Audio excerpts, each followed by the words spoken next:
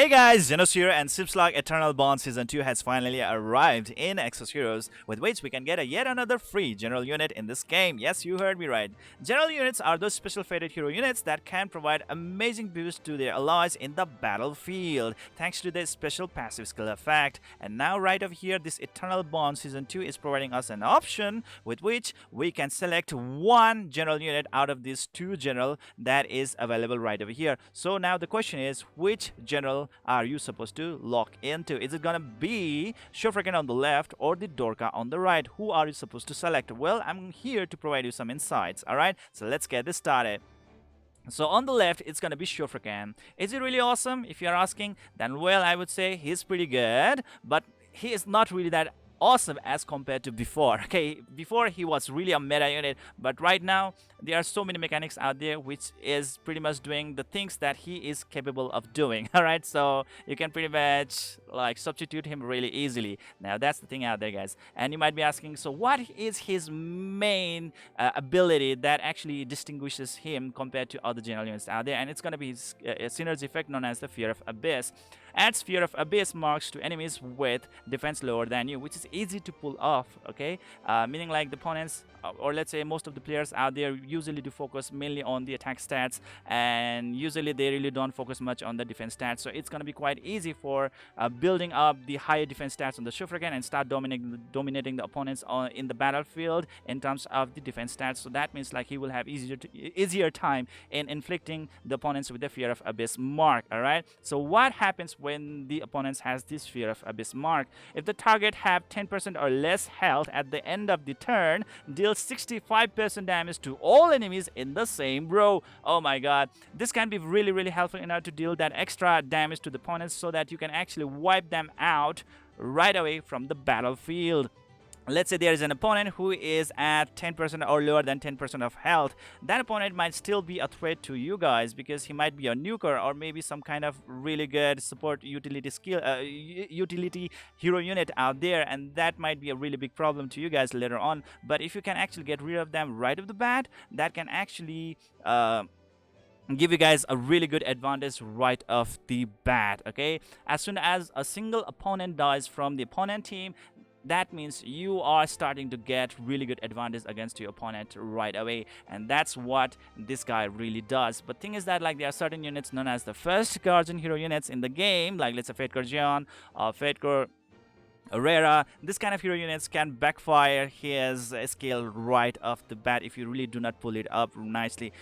Units like Fatecore Iris and Fatecore Shell are very needed in his team in order to pull his Fear of Abyss combination really nicely, alright? Or else you might actually be countered really hard. So he's like a two-bladed sword. If you really do not use him strategically, he might hurt real bad against your own team. Right, so that is really bad out there, and especially for the beginners, I would say he's not really that advisable. All right, when you are talking about his first skill and the second active skill, don't really expect a lot of damage from him, guys. Don't really expect from a lot of magic happening from his hand. He is mainly meant for the PvP Japanese tenure battles, but when you are talking about the PvE story contents or PvE like core raid and many other stuffs out there, he's not really suitable for other kind of contents out there. So that means he's very specific in uses, and he really does not have a lot of uses out there, guys. That's all I gotta say to you guys. So that means he's definitely not gonna be a really great pick, especially for the beginners out there. And when we are gonna talk about the Dorka, so what is so special about her? Well, everybody is so crazy about her. First thing, she is a waifu unit. Come on, she is so good, isn't it? And the next thing is that like when it comes to her synergy effect, she is really good. Look at it. Grants allies with less attack than self with the soul bond mark, and heals 30% of missing health every freaking turn, and reduces magic damage taken by 30%. That is so good. She is actually providing a lot of sustenance to the team right off the bat. She is the one that actually makes it possible for a meta tanking team. Yes, you heard me right, and that is her ability, and that is so good indeed. I just really do love her indeed. because of this property right over here. She provides this passive healing every freaking turn. Higher the damage that you have taken from the opponents, or let's say like lesser the health that you have remaining, more the heal you are going to receive every freaking turn. And that's what makes Dorka so special out there, guys. If opponent has Dorka in their team, and if you do not manage to kill a single target opponent out there in just one finishing blow, the chances are that certain opponent is gonna get back to full health really fast. Right? And well, that is not a really happy thing to see out there, guys. All right, and there are certain other amazing hero units known as Naomi that can really provide a lot of amazing protection to the team thanks to this soul bond synergy effect as well. So that is really awesome as well. All right, so considering this thing right over here, so definitely is one of the best healer in the game, and for the beginners, she is a really good stuff, guys. And on top of that one, she's a chaos type unit, meaning like she is designed to deal a lot of damage.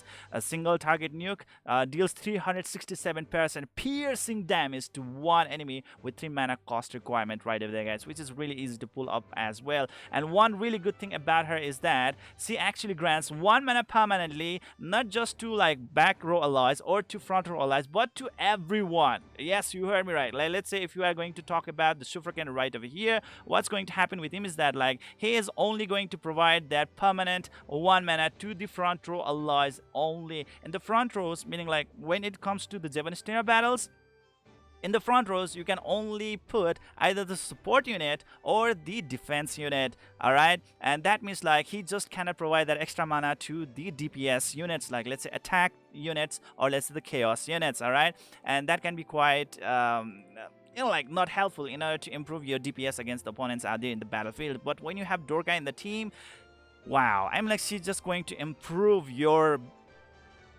battle performance really nicely right off the bat, thanks to her Grace of Mana and this Soulburn series, which can be a really great blessing, especially for a beginner. So if you are a beginner, in the end, alright, I would say pick Dorka right off the bat. And even if you already have Dorka, try to pick her yet again. Why? Because you can use her dupe in order to transcend her and then start unlocking her signature force. Yes, you heard me right. When you unlock her signature force, the other hero units of the same nation will be able to receive that extra damage boost, extra stats, as well as those signature force damage as well, which actually inflicts after the damage they have dealt, which ignores the defense and can also crit against opponents as well. And that is the current meta right now, and it can be very, very lethal against the opponents out there, guys. And guess what, guys, signature force also really works nearly like Fear of Abyss as well, being able to clear out the opponents right away,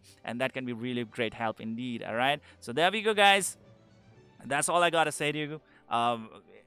If you are a beginner, please go with Dorka, and if you already do have a Dorka copy, I would say still go with Dorka. Shufraken, he is pretty much like endgame content, especially if you want to have like varieties of team formations. Maybe at that time he might actually be of really great use, or else let's say you already have managed to get 2 Shufraken, right, and you just need 1 more extra Shufraken to unlock his first level of signature force, with which you can start dealing extra signature force damage against opponents, which can be a really great help in the battlefield out there, especially if you are a beginner. So that means like at that point you can actually start thinking about getting Shufraken, so that you can at least get that first level of signature force that is related with the Shufraken out there, guys. All right, so that is it, guys. I would say go with Dorka as much as possible. She is just that awesome. All right, and that is it for today, guys. I hope you enjoyed this video. If you guys have different opinions, insights, feedbacks regarding this content right here, please do let me know in the comment section below. I would really appreciate it. And if you did love this video, please do hit that like and subscribe button, to keep on enjoying the contents of my channel, and see you guys in the next video.